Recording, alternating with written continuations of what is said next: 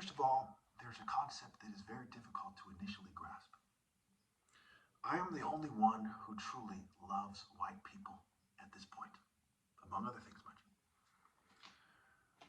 This story starts with generational injustice, with the beginning of humanity. But let's fast forward to the most relevant parts without compromising the integrity of the story and the truth. Long ago in Africa, black people owned servants and slaves as well. But they owned them under different circumstances. There was no kind of eugenic order, no scientific racism, no racism as such.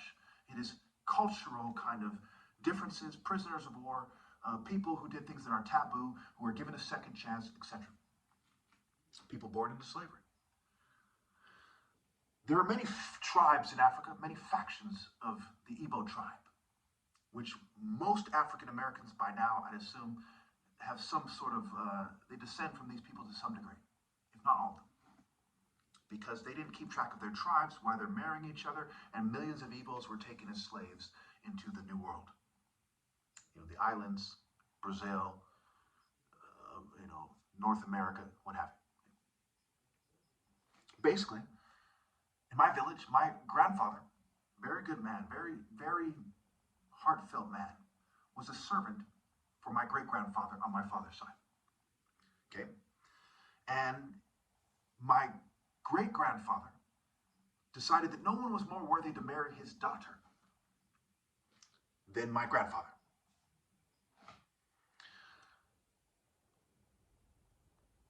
This, of course, occurs toward, slavery is ended by this time.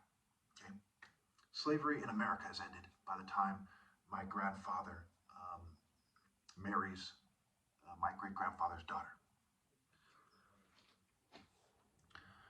So now let's fast forward to the present day, where the white man stands. Generational injustice.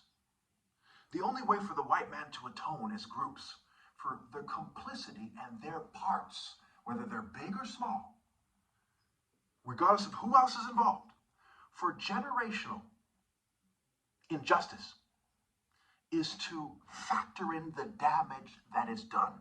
What is the damage? What is the nature of the injustice? What are the specific injustices?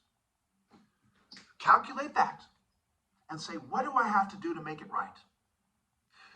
And have the most righteous person present this argument and oversee it. That way, when he establishes himself as king of all mankind, bear with me, he ensures fair treatment for all.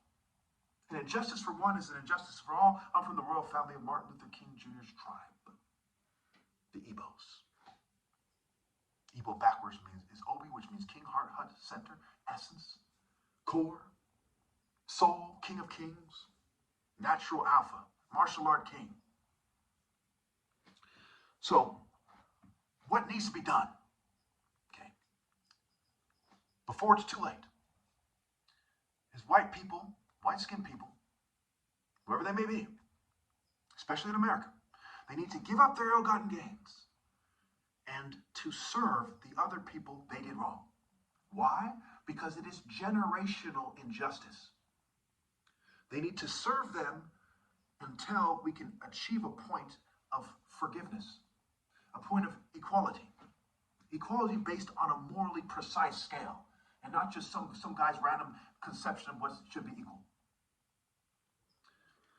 This may take a few generations. Keep in mind, A, there is no better way to live life. There's no better plan by far. Nothing comes close.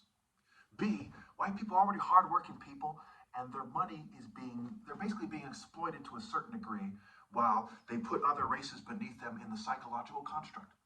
Okay? And they're not truly being sincere with each other and other people. That's where you get white denial, white guilt, okay? These white fragility, they don't want to talk about it. White privilege.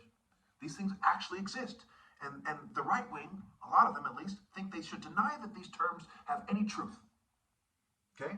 Which ultimately leads these other people on a path of denial and privilege as well. Because the left is taking over. Technology, which is dominated by the left, is taking over the land.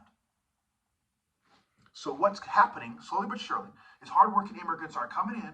They're working with the left wing and the right wing traitors, if you will, from the white supremacist perspective, okay, to build a society where these people are going to destroy the conservative values. There's no way around it. Technology, conservatives have iPhones. They have the latest trucks. Over time, a lot of them are going to resort to driving hybrids and so on and so forth to save money because their wives are trying to conserve money. And to them, it's not so important that you have that gas-guzzling truck. They want to go on that vacation. They want to conserve money in their culture. So with everything considered, the progressive movement, okay, the technological movement has the upper hand, okay? So white values and white culture as such is changing in favor of globalist values. That's what the New World Order, ironically, the conservatives also were talking about, like George Bush Sr. and George Bush Jr. Okay? It's happening. There's no way around it. The only way to face it in truth and try to overthrow it, whether you can or not, to be right, is to serve the people that you owe. The Native Americans, the Vietnamese, okay, the African Americans, the Africans, the people that you have historically exploited. Find a way over time, over generations. This can't happen overnight, to make it up to them. Okay? And the only way for this to be logically done, you can't trust the globalists who have it in for you. You can't trust the white people. They can't do it to themselves. It has to be someone like me. Someone who's part white, someone who is righteous and is morally precise with focused moral intensity and has displayed the ability to be consistent with his moral prerogative. Not a cultural prerogative, not a racial prerogative, not a political prerogative, a moral prerogative with the highest moral argument where everyone else was proving themselves unworthy. They weren't emergency. They weren't responding to this emergency situation. They didn't have the responsibility. They didn't have the urgency. How I was raised, your genes see. And they don't have the argument that it's happened in their family already. So what must be done is white people must give up their ill-gotten gains. They must throw in with the people they did wrong and come to the table. Here's all my stuff. I'm not going to raise my daughter to shun you anymore. We're going to come to the table. We're going to acknowledge that race doesn't exist. Okay? And over time, we're going to make up to you the best we can until the most focused and precise, morally precise, most morally vibrant person says, that's enough. This requires establishing a monarchy where the throne is established through righteousness, love, mercy, and faith. Keep in mind, if this doesn't happen with me, who can it happen with? It can't happen. If it doesn't happen, the New World Order will come. White people will be exploited. Their culture will be destroyed. No matter what the white supremacists say, they can't stop it. When Trump was the president all these years, did it stop it? No. It's gotten worse. Your Messiah has failed you. Your Antichrist has failed you because he wasn't anointed with the Spirit of God, but with the psychological construct and white privilege in a very blatant and unavoidable form. I am the Messiah of all, including white people. And if someone doesn't love you enough to tell you the truth about what to do to make you and your children right with God, and to make it up to the people you did wrong and to atone for your sins, they don't love you. If they don't insist that that's what you do, they don't love you. Think about it. Write it down. Wrap your mind around it.